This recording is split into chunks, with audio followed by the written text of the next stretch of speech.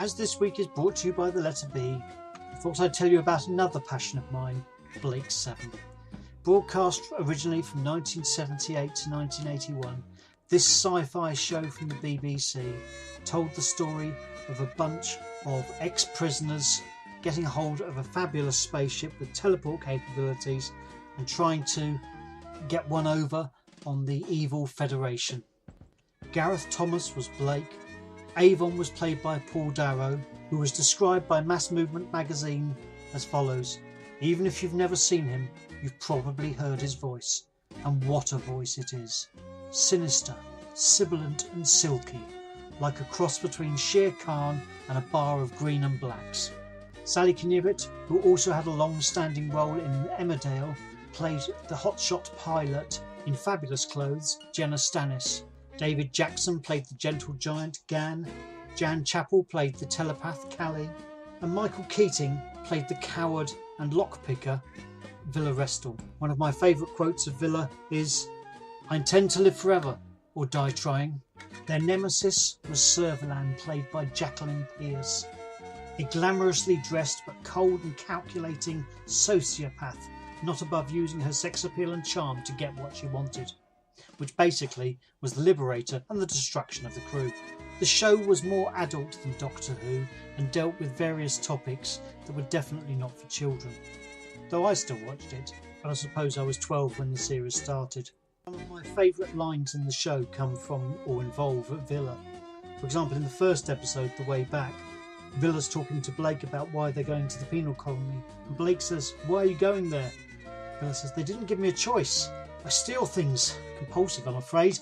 I've had my head adjusted by some of the best in the business, but it just won't stay adjusted." "A professional thief?" says Blake. "More a vocation than a profession. Other people's property just comes naturally to me." Well, there's this conversation between Villa and Jenna.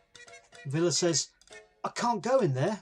I've got a condition, a fear of enclosed spaces. There's a name for it." And Jenna replies, "Cowardice?" Or this interchange between Villa and Avon. "When you get Zen working," says Villa, "ask him to prescribe something for a headache, will you? I've got this shocking pain right behind the eyes." "Have you considered amputation?" In the same story, Villa says, "If it ever comes to a showdown, my money's on Blake. Well, half of it. I'll put the other half on Avon." In another episode, Villa's talking to Avon and says, "Avon, I don't want to go." "You surprise me." "I don't feel well. I'm going to be a big handicap." "I'm used to that." Or this interchange between Villa and Avon. Villa says, "I hope you can trust him." "I told you, he's a friend of mine." "Yes, I always knew you had a friend. I used to say to people, I bet Avon's got a friend somewhere in the galaxy." "And you were right. That must be a novel experience for you." But it's not just with Avon he has wonderful conversations. There's one he has with Aurak, the computer.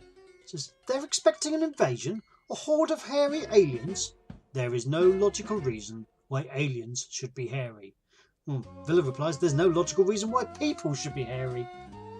In Series 3, there's a lovely interchange between Callie, Villa and Avon. Callie says to Villa, "And what about Dana? Don't you trust her either?" And Villa says, "Dana's a different case entirely."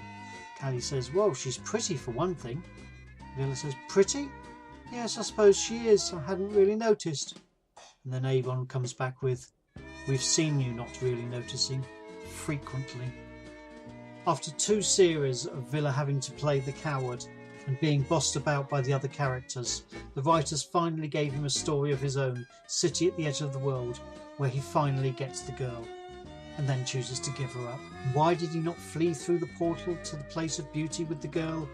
In his own words, "But there's nothing there worth stealing." One of my favourite exchanges is between Servalan and Tarrant. And Servalan's acting all seductive and says, "I'm just the girl next door." "If you were the girl next door, I'd move." "Where would you move to, Tarrant?" "Next door."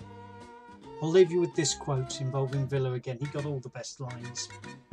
Just after Villa has left the girl, he's talking to Aurak and he says, "I think I just made the biggest mistake of my life." And Aurak replies, "It is unlikely. I would predict there are far greater mistakes waiting to be made by someone with your obvious talent for it." That's all for this week. Goodbye.